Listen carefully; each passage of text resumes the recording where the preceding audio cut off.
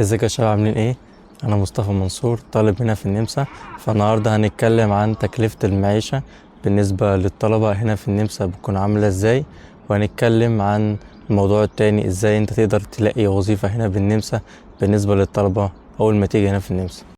زي ما انتم شايفين كده يا جماعة اللي انا هنا في الجاردن، في ناس ورايا بتلعب تنس ودرجة الحرارة النهاردة 9، الجو ساقع الصراحة النهاردة. نرجع لموضوعنا تاني، موضوع تكلفة المعيشة هنا في النمسا. هنتكلم عن السكن عموما يتراوح، السكن الجامعي طبعا يتراوح ما بين 250 450 يورو على حسب السنجل روم او دبل روم. وتاني حاجة في الفي جي بيتراوح ما بين اللي هو الفي جي معناه اللي هو السكن المشترك، بيتراوح ما بين 300 ل 500 يورو. ده طبعا عن السكن. هنتكلم عن الاكل والشرب. الاكل والشرب عموما برضو بتختلف من واحد للتاني، بس عموما ما بين 150 ل 250 يورو لو انت هتاكل في البيت. لو هتاكل بره البيت طبعا يبقى التكلفة هتبقى اعلى شوية. تالت حاجة هنتكلم فيها المواصلات.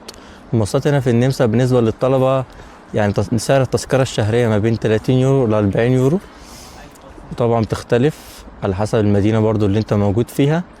ولو انت قاعد هنا ممكن تعمل سمستر تيكت، لو انت قاعد فترة طويلة يعني ممكن تعمل سمستر تيكت، او ممكن تعمل تذكرة سنوية هتبقى بالنسبة لك احسن طبعا وارخص.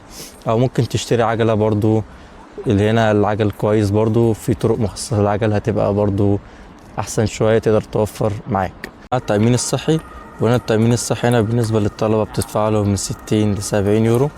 واول لما تبدأ تشتغل الشغل اللي بيدفع لك التأمين عادي، هو اللي بيدفعهولك فانت بتدفعش اي حاجة. رابع حاجة يا جماعة اللي هو المصروفات الشخصية بتاعتك تراوح من 100 ل 150 يورو. يا جماعة انت هتدفع في الشهر كسكن من 250 ل 450 يورو، والاكل والشرب هتدفع من 150 يورو لحد 250 يورو، والتأمين هتدفع من 60 ل 70 يورو، والمصروفات الشخصية من 100 ل 150 يورو. ده كل اللي انت تحتاجه هنا في النمسا بالنسبة كطالب. ودلوقتي يا جماعة هنتكلم عن ازاي تلاقي شغل هنا في النمسا بكل سهولة بالنسبة للطلبة.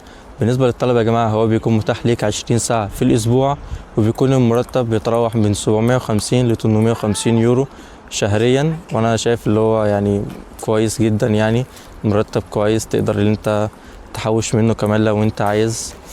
فأول حاجة يا جماعة الشغل متوفر بالنسبة للطلبة، شغل توصيل الطلبات وشغل المطاعم. لو انت عايز تشتغل توصيل طلبات فانت هتضطر ان انت تشتري عجلة تكون معاك وتساعد معاك في توصيل الطلبات. لو انت هتشتغل في المطاعم هيكون برضو حاجة كويسة، لان لو انت عايز تشتغل في توصيل الطلبات مش هتتكلم ألماني كتير. لو انت عايز تتكلم ألماني كتير، لو اللغة بتاعتك مش قوي بالنسبة للمطاعم هتبدأ تتعلم تسمع ألماني كتير وتبدأ تتكلم زيهم. ودلوقتي يا جماعة رايح أعمل شوبينج. النهاردة عيد ميلاد واحدة صاحبتي، كنت عايز أجيب لها هدية، فخليكم معايا شوف هنجيب لها إيه. ودلوقتي يا جماعة كنت حابب أوريكم الهدية اللي أنا جبتها واحدة صاحبتي. أول حاجة عملت لها البرواز ده، تاني حاجة جبت لها برضو برواز فيه كل الصور، ممكن أوريكم بيشتغل إزاي يا جماعة.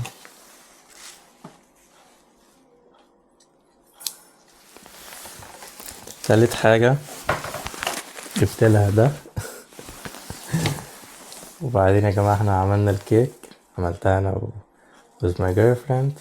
عملنا الكيك ده خد مننا بالظبط يجي 3 ساعات لحد ما جبنا الطلبات وجهزناه. دلوقتي احنا رايحين العيد ميلاد.